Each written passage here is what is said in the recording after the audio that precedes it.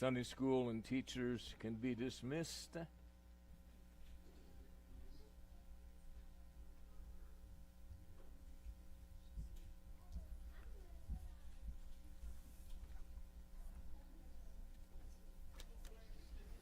Hallelujah. So we're going to continue thinking about woke. I shared my sorry joke with you Wednesday about the puppies when their eyes were open, they were converted. And so you can use it for anything you want, and sure to make everybody mad, but that's all right. You're used to it. Amen. And so we want to continue talking about the enlightenment, and the point of the opening of the eyes is the enlightenment. And so anybody have a question or a comment very quickly from 2 weeks ago? That was a long time ago, I know. So, Barb. What is the definition of woke? It means that you have become enlightened. That's a good thing? I mean, I don't know if it's the world enlightened or... No, it is a good thing. It's a good thing to learn new things and understand new things and to proceed in life. That's a good thing. But woke has been shifted to an agenda.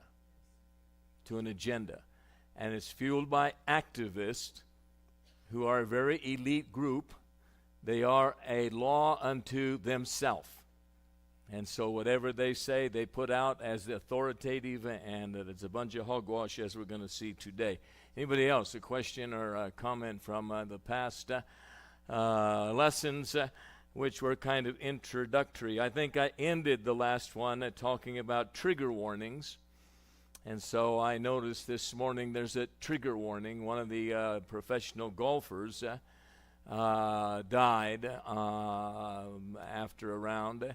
And then an ESPN commentator, his wife, months ago, he finally came out and said she committed suicide. So at the top of the article is, this article contains and da-da-da-da-da-da-da-da. And so if you are aware of this or da-da-da or will be offended, then please go somewhere else.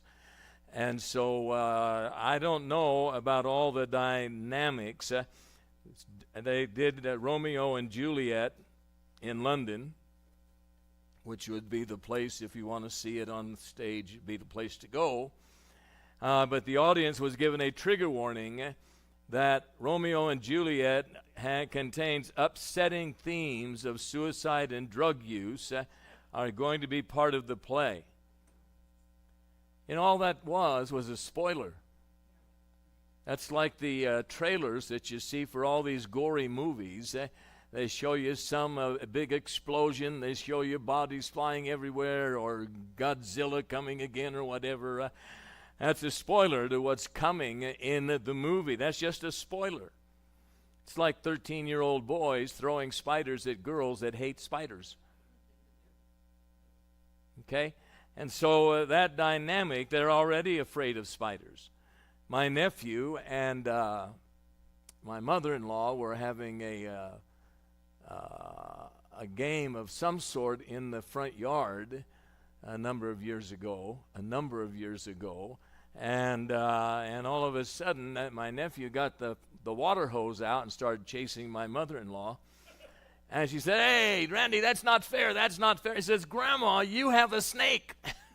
So she's chasing him around with a snake. And so she was not afraid of snakes. And so, it's about things that make us uncomfortable.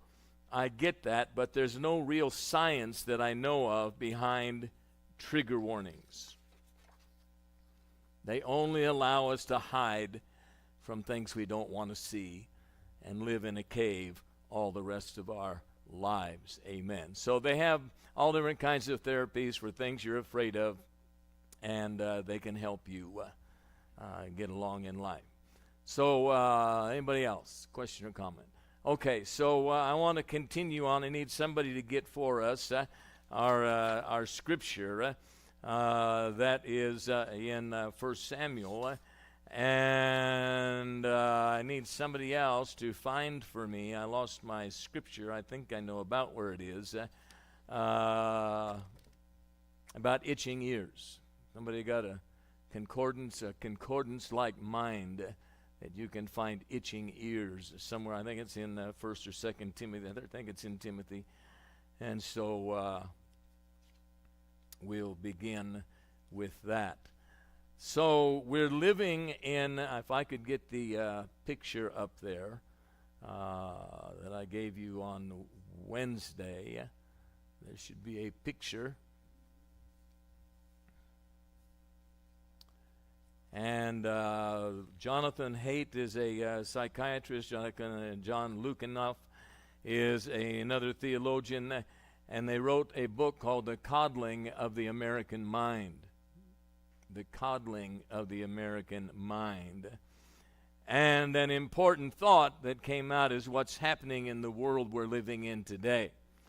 And first, the thing that's happening today is that the social media. It is extraordinarily, not going to get it. So it's extraordinarily easy to join almost anything. All you have to do is give it a thumbs up, or say I like it, or something of that nature. And so you can join a crusade, you can express solidarity, you can shun others. You don't like so-and-so, I don't like so-and-so. And it's easy to throw gasoline on a fire. All you need to do is give it a thumbs up, a thumbs down, a click, a like, a dislike, follow, or subscribe, and you become part of something bigger than yourself. Much bigger than yourself. You don't have to show up at a meeting. You don't have to pay dues. You don't have to accomplish anything. You don't have to do somersaults, stand on your hands. You don't have to do anything. You're just part of this big, big thing that's out there on the social media. And so that's part of what's happening. And people are able to get followers. The influencers are able to get 1 million followers. And they feel that gives them a lot of clout. 1 million does, 8 million does more. And so there's that. And the second thing that's happening in our generation is the definition of offense and offended has changed. It's not an issue that if you're offended, it's actually if somebody's offended at you, that's a charge against you. That's a charge. They're charging you with something going on. Gee, many Christmas, I thought it was landing. And so that's a reality in our generation. And so we're offended. So you're actually being charged that you've done something harmful to me. I'm offended.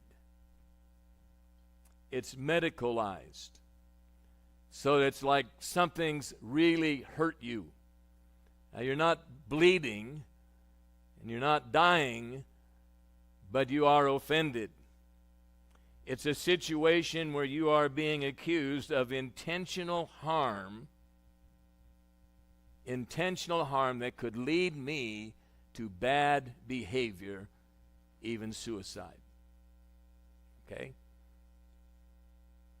Instead of being rewarded with learning, people are actually able to claim actual harm, actual hurt, physical or emotional. It's the offendedness sweepstakes, is what one person called it. The offendedness sweepstakes. You charge somebody that's offended you, who has wealth, who has position, who has status, and you win, you've won the sweepstakes. It's a new way to get rich. You hurt me. Where are you bleeding? I'm not bleeding, I'm hurt. Where's your broken ribs? I'm not with any broken bones or anything, I'm hurt. we're going to get, I don't know, it's not that critical. But anyway, it's the offendedness sweepstakes. If you claim someone famous with a high-profile public figure, a politician, or an athlete, then the reward can be substantial. It's never been easier to join a mob than now. Never been easier to ignore psychosocial principles, the principles of life that keep us operating and in social health and keeping us at peace and able to go to the store and get home and all those different kinds of things, things that help us maintain our physical and social health. Because the offendedness definition has been changed. Don't answer this, but what holds you back or shuts you down? What do you see but refuse to say anything about? What are you afraid of? What shuts down your witness?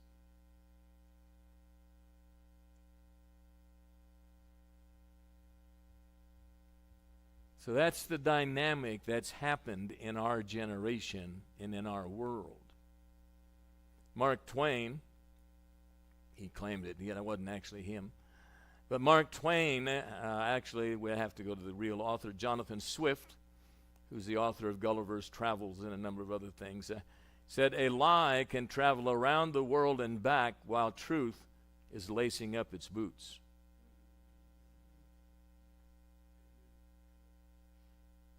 A lie around the world and back before someone with truth can get off the chair. Jonathan Swift died in 1745.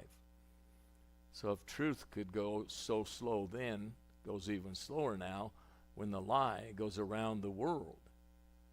And now the lie can go around the world in nothing flat.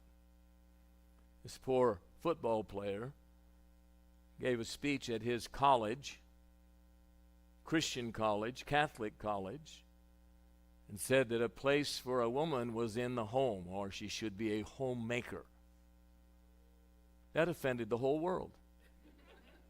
You would think so, the whole world, the whole world. Even this morning, he's still in the news. It was just weeks ago. And he made a simple statement at a college commencement, a Catholic, conservative college commencement.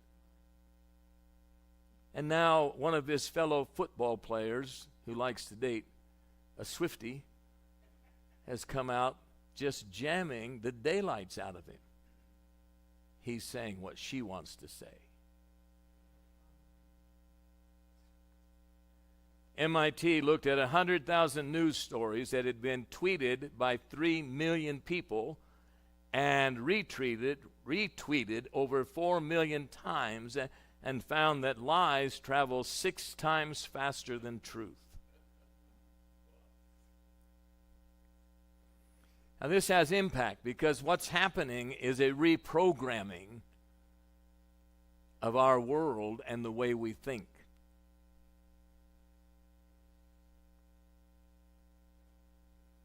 It doesn't take long for those who don't like you to begin calling you a hater, a bigot, or a racist.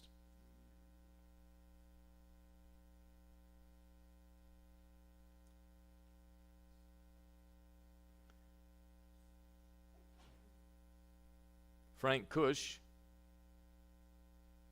you have to be older, was a coach at Arizona State.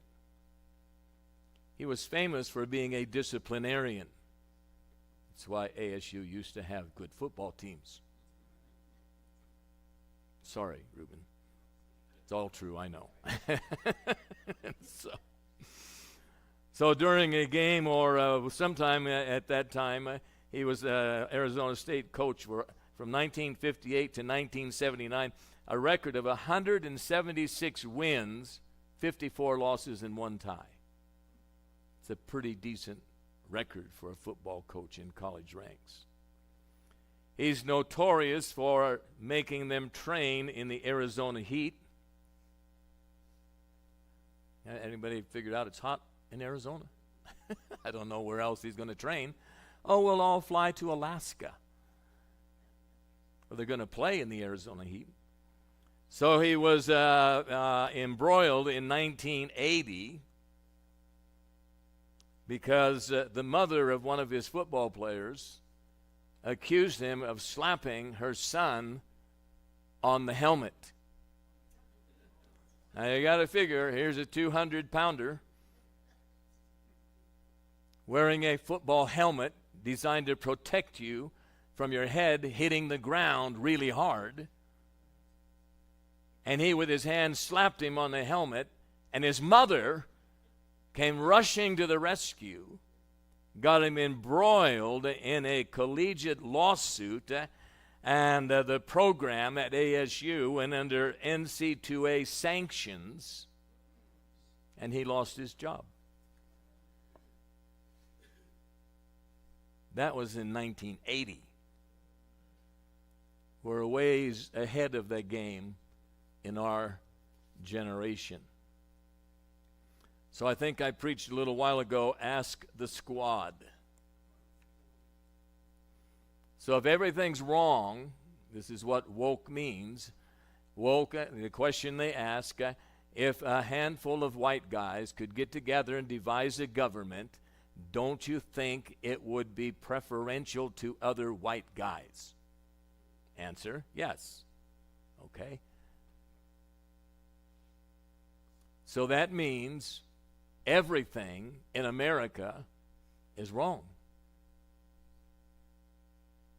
Because it was white guys that framed the Constitution, white guys that framed the Bill of Rights, white guys who promoted that through the constitutional ratification, all of those things. And so the end result, what happened in 1770, is now ruined everything for the rest of creation in all of life.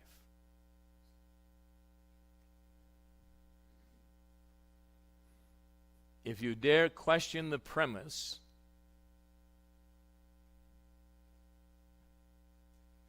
then you might ask them, so how do you account for the success of the American system? Because it's outdone every other system in the world ever.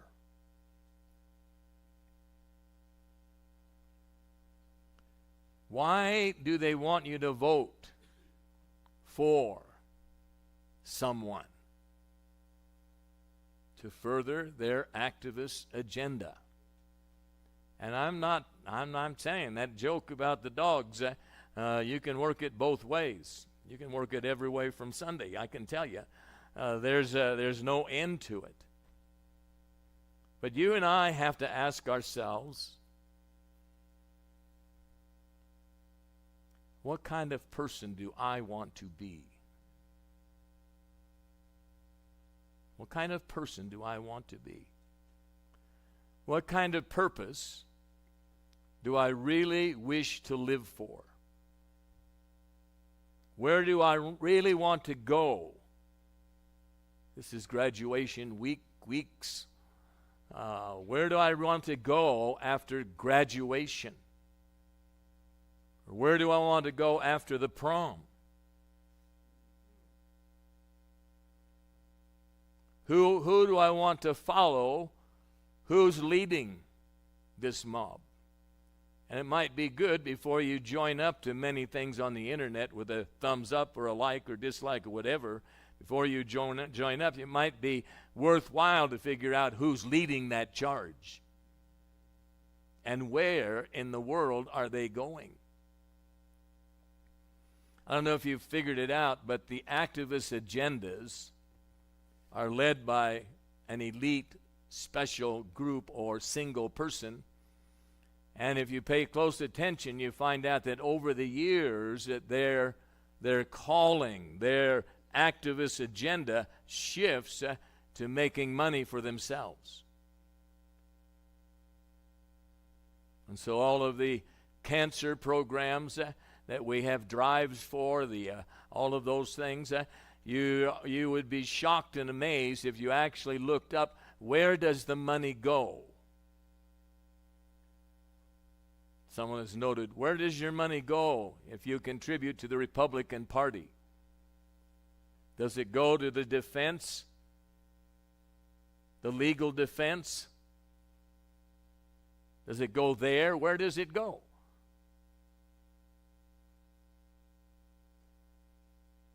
Don't shout me down. Your brains are shouting very loud right now. We have an organization in America. It's for the national parks. My wife gets letters every 2 weeks from an organization she doesn't really want to be a part of. The premise is not evil, but the quest for money is incredible. Because every single mailing, and there's one every 2 weeks, has that thing in there that you can check. Yeah, I'll give $50. Yeah, I'll give $25. Yeah, I'll give $5. Yeah. And that's every 2 weeks. And I'm thinking, okay, where's all of the so-called support going for this organization?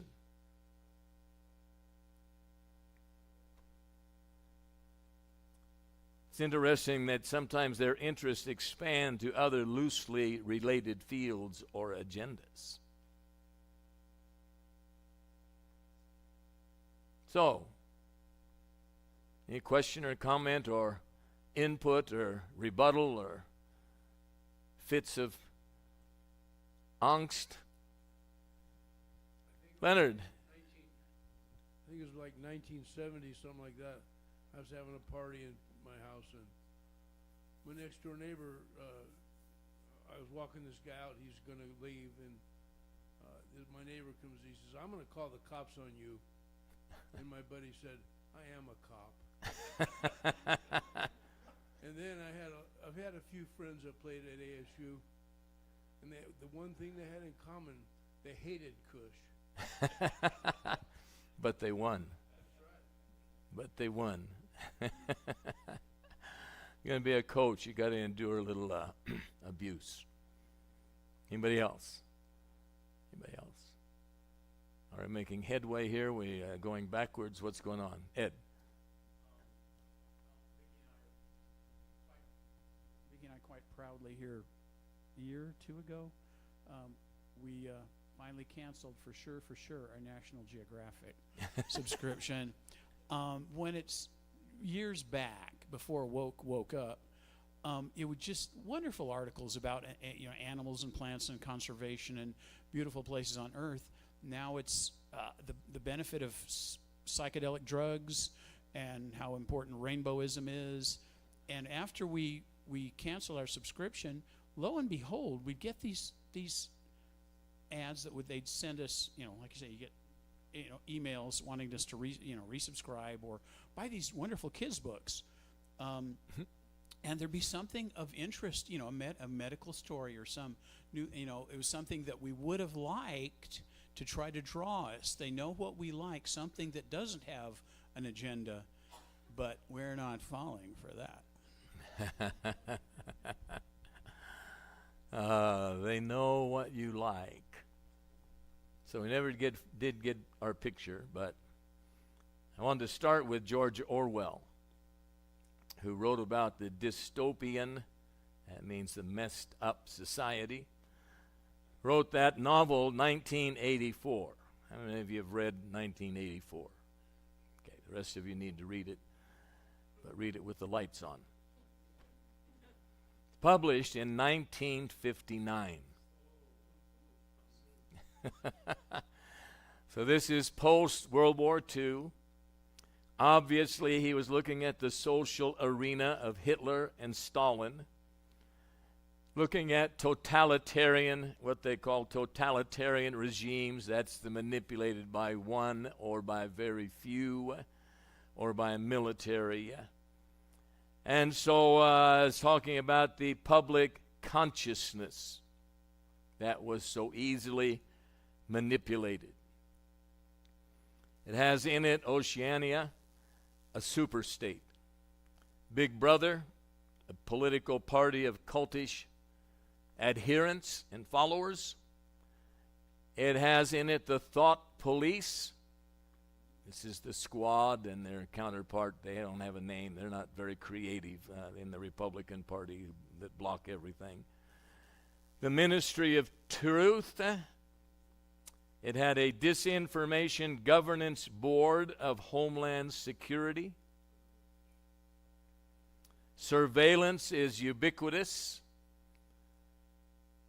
Are you amazed at how many cameras they have on the freeway in Phoenix and at the intersections?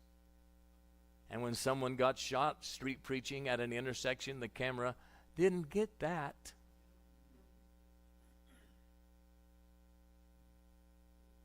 No freedom of speech, no freedom of thought. Violations of the state create you as an unperson. Today they would call you canceled. People are so programmed that they want to be told what to do, what words to use, and what to think. One of the characters policing language, they let the people know they have to get used to news speak. You better get used to news speak. It's on 24 hours a day on whatever channel you turn to or whatever network you turn on.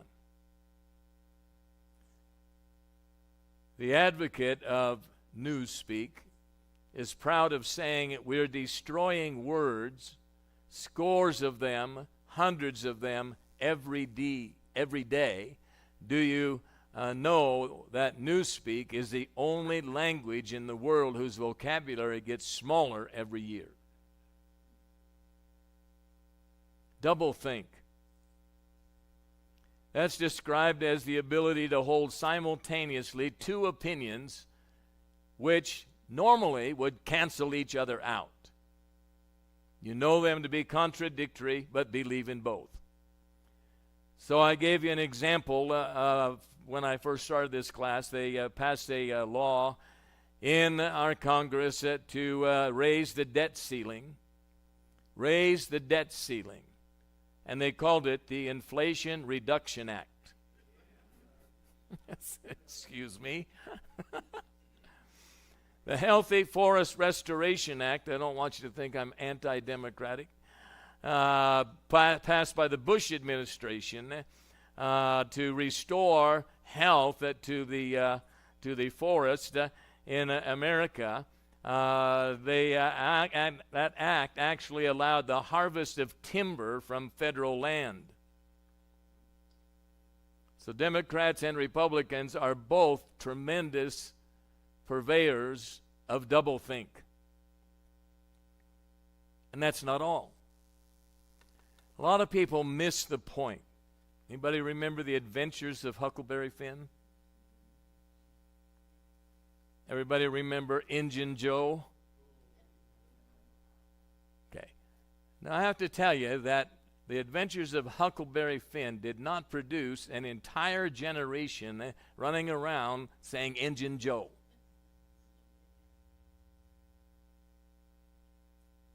What makes it timeless,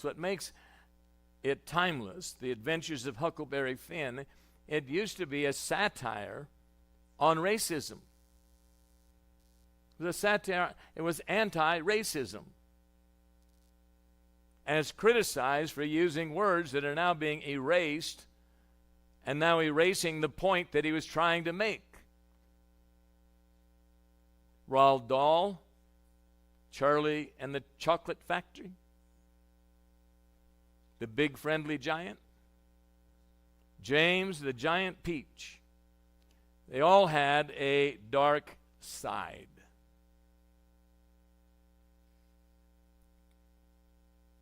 To make a point.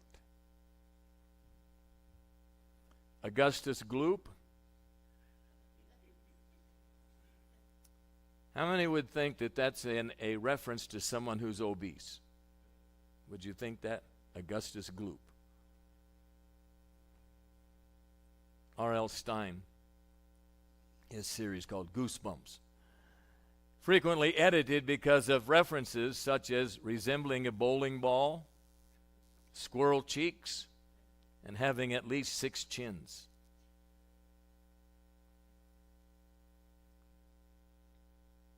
So the editors, the thought police, want to erase all of those references, negative references, in a generation that is largely touted as being more than 20% obese. We don't want anybody to think that being obese might be unhealthy, not good for you. Somebody's getting mad at me already. I preached a sermon a long time ago called Fat 1, Roman numeral 1. And I told everybody I preached it to that I don't want to preach Fat 2, Roman numeral 2. And I told them the reason I'm doing this is because there's 5 people in my church in the hospital with heart problems at that time. But now I can't preach that because it's all over. Oompa Loompas, they were described as small men. It's now edited to describe small people. So women got in on the whole thing. A blow for gender in Oompa Loompas, which is a fictitious race. That's not a race of people. But we have to be gender neutral there too. Roald Dahl's Witches. In Witches, there's a very dramatic scene when the witches all take off their wigs and they're bald.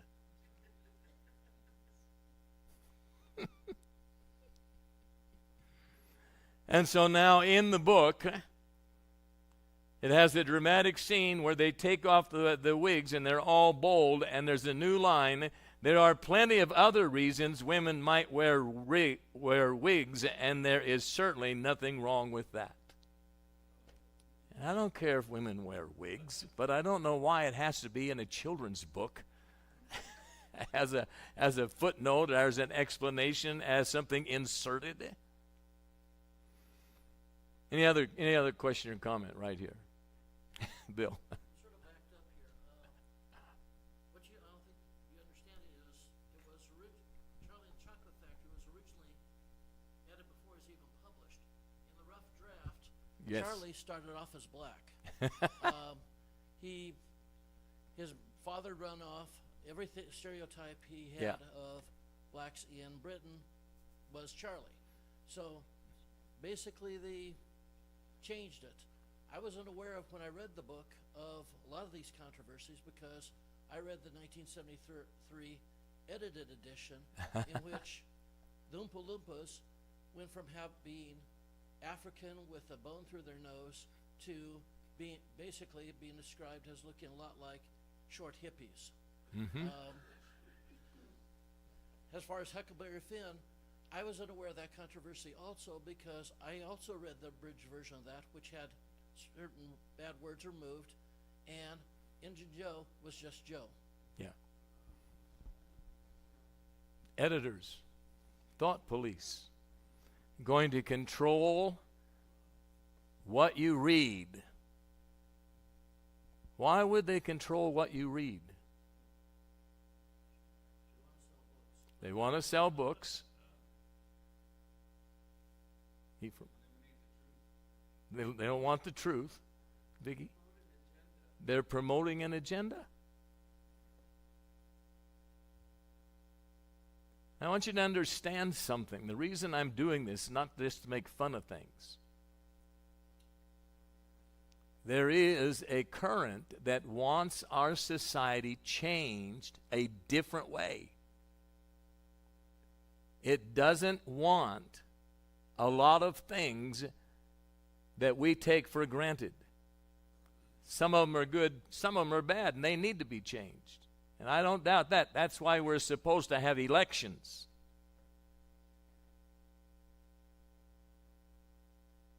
I'm in a big controversy with a friend of mine. He's telling me it's your spiritual duty to vote. Well, I don't find that in the Bible. I didn't find it in the Bible. I believe it's my duty as an American to vote. I'm living in a fabulous nation that has, up until today at least, quasi-free elections.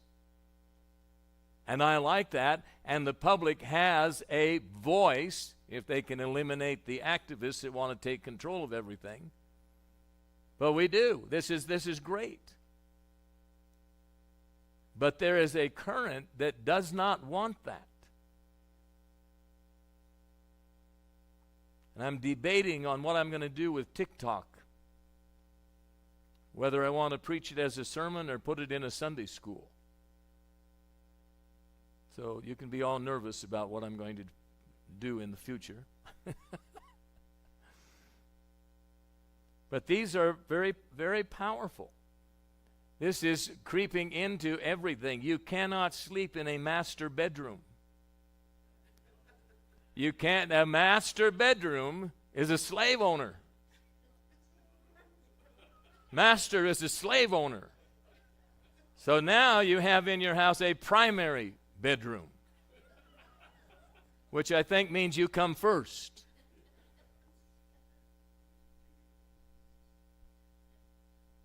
You can't use the word slaves. You have to say enslaved people. Stanford University, they're famous for being on the cutting edge of everything, going backwards. You can't say American, because that implies we're the number one country in the world. Now, I have to tell you, I haven't really understood it that way. When I went to South America, they were offended if you said I'm an American, because you were in South America where there are South Americans. And Central America has Central Americans. And North America has North Americans. And so if you could tell them, I want to be an American, I'm an American, you would have to say, I'm a North American. And they would understand you're either U.S. citizen or Canadian. So I don't know. You have to define yourself as not the Americano. Americano not. You know, Latino and Latina are referring the same culture, but they are gender endings. So now they're promoting Latinx. Latinx. That's only a step away from being canceled. 76% of the people of Latin descent have never heard the word. And less than 3% would ever use it. And 40% said, that's offensive. The American Medical Association says if you want to help folks, you might use the terms like oppressed or historically minoritized. Hey, I've been historically minoritized. Women, I know only women get cancer. But the American Cancer Society says that they will serve and help give screenings to people with a cervix. The CDC says breastfeeding people. The Cleveland Clinic, which is the former home of LeBron James, says people who menstruate. And these should all be screened for cancer. It's a bit negligent of people with prostates, who apparently need no screening for cancer. George Packer, a journalist, points out there's nothing organic about these changes. It's a revolution being foisted upon America by a small group of activist elitists. Those advocates are a small group of agitators redefining our language as hate speech.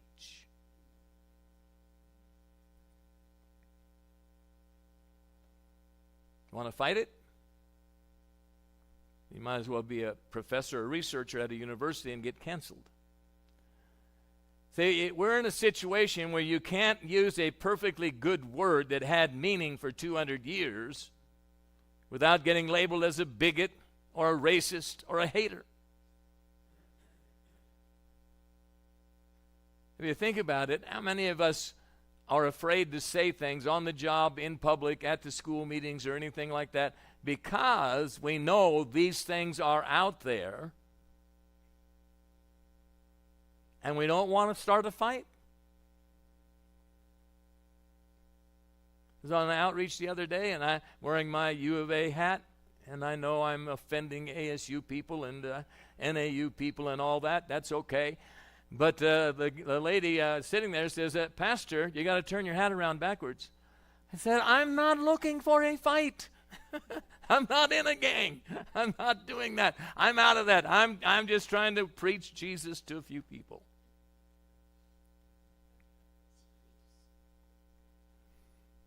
BIPOC. B-I-P-O-C. If you're not educated in that, you're behind the times. Black, indigenous, and people of color. It's very misleading because Asians can't figure out where they fit.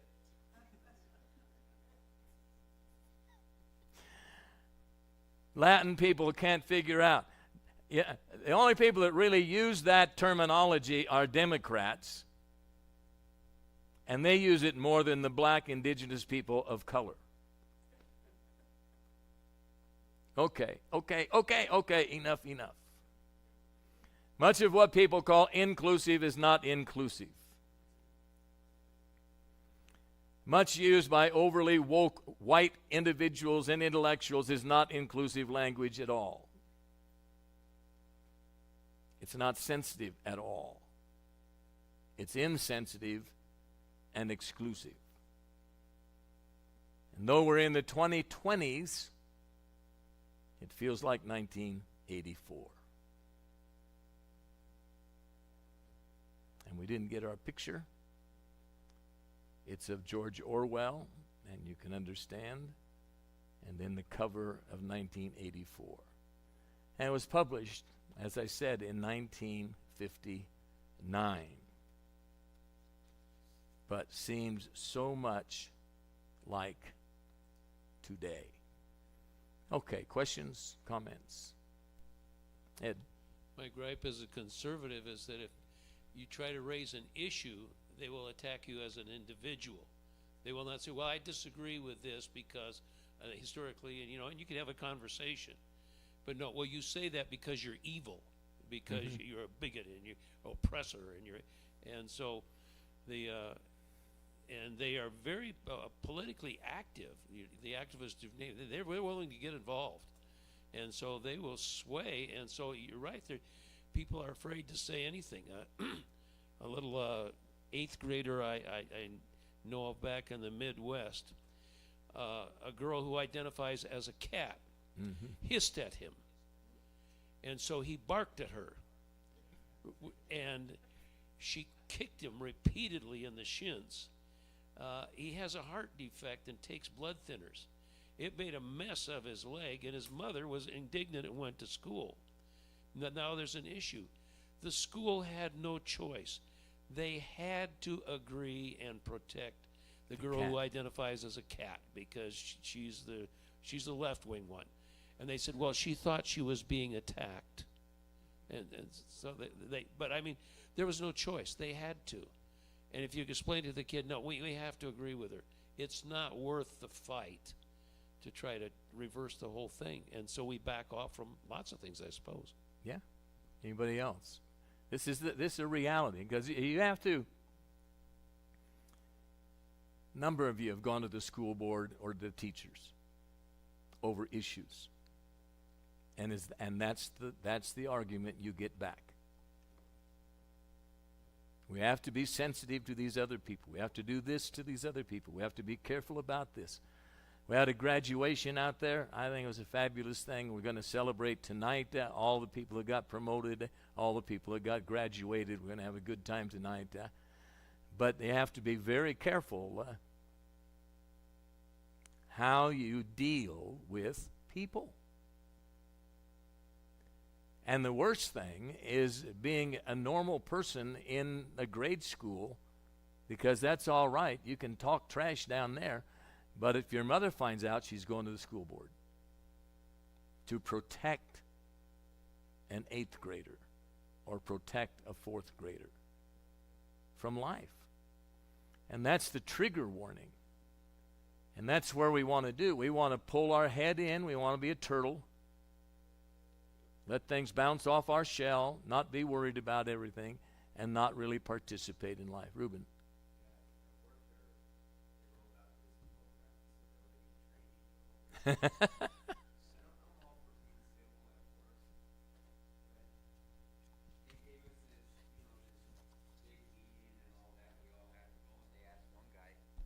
They asked questions what we thought of training. And one guy just said, he goes, "You're trying to make us all robots. You're trying to take away everybody's personality, their individual, and you're trying to make us all the same. You know, you can't have fun at work. You can't joke anymore." And I'm always... And you can't use their nickname. You can't do that. You can't do anything. You know, and I'm always catching myself. I'm terrified that I say something and HR is going to be, "Let's go." You know, that's happened a few times, and it's I'm just joking with people, and I constantly, like you said, I constantly catch myself. Did I offend anybody? Are you offended because I said this? I didn't mean to offend anybody, and it's just becoming ridiculous where you can't voice your opinion or you can't really say anything because somebody is going to get offended. Mm-hmm. You know, Yeah. we have a reservoir 27 res, and you got to call the SX control room to go down there, and I would just call, you know, my truck number going down to the res, because everybody knew where I was going, and somebody got offended because I was calling it the res, you know, leaving the res, I'm leaving the res, and somebody Okay. really got offended by that. You can be offended at anything. And the point is, what I'm saying is they're trying to change the culture. They want to change the culture. They don't want the American culture. Quote, American culture. That's not all good, by the way. Rather than change issues, I want to change the whole shebang and throw it out. Willie.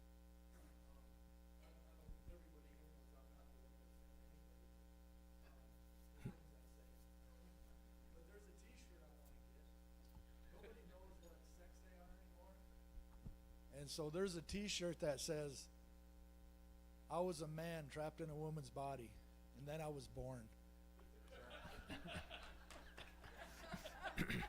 And at 8 days, my eyes opened.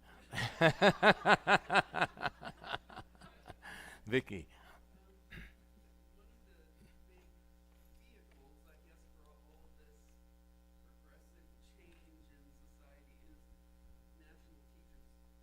Yeah. Because when I first started teaching, it's on or not. When I first started teaching, I joined because you're encouraged to join, and so you get their magazine. It's like $400 a year to be a part of the teachers union, and so I started noticing things in the magazine, just political pushes and things that they didn't want teachers to teach, and so I quit, and I never rejoined, but they really promote a lot of this woke agenda in education. Yeah. And that's why we have a whole generation of kids that think differently. The last year I taught, one of our projects was to look at the Bill of Rights and do a study on the Bill of Rights. Had groups of kids doing that.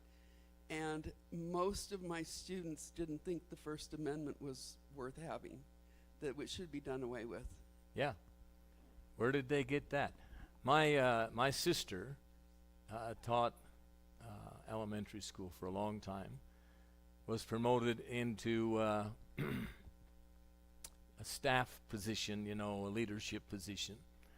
And they literally told her, I want you to go to every one of your teachers and tell them to vote for this person in this election. Pressure. Vote for this one. These are unions. The labor unions are the same way. All the unions are the same way. Labor unions are for labor. Can you get that? Get that? And I tell people going on strike, and I'll probably get in trouble for saying this, you better pay attention, because the people that make out like bandits on strikes are the strike leaders while you lose your house. And so I don't know if that rings a bell with anybody. I know we had some strikes in this arena a number of years ago. DPS called out all kinds of strange things happening in the globe, Miami, Clifton, Morenci, and all the other mine towns up here. And it's still active. Listen, there are activists in every arena that are trying to change you, how you think, how you respond, what you say. Carol. It doesn't make much sense to me, but do you think they're just trying to make everybody like robots? That's what 1984 ended up. Because it's much easier to control a robot. So don't worry. They're going to eliminate your job and replace you with a robot. Because they won't argue.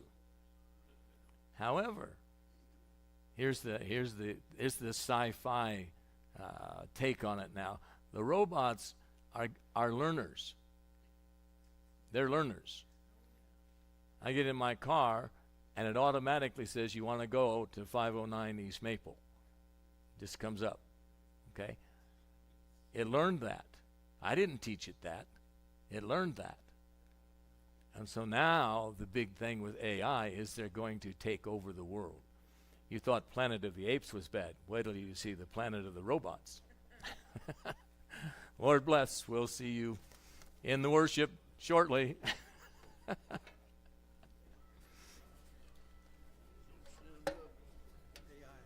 Yeah. I'll be replaced with a robot.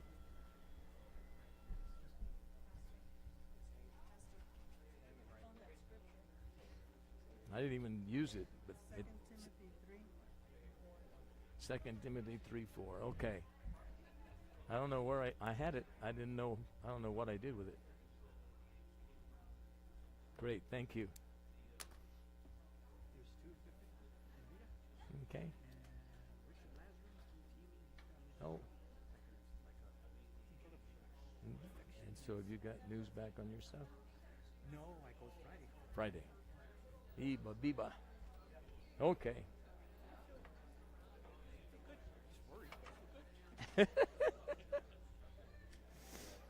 That's how I feel every time I go to my endocrinologist.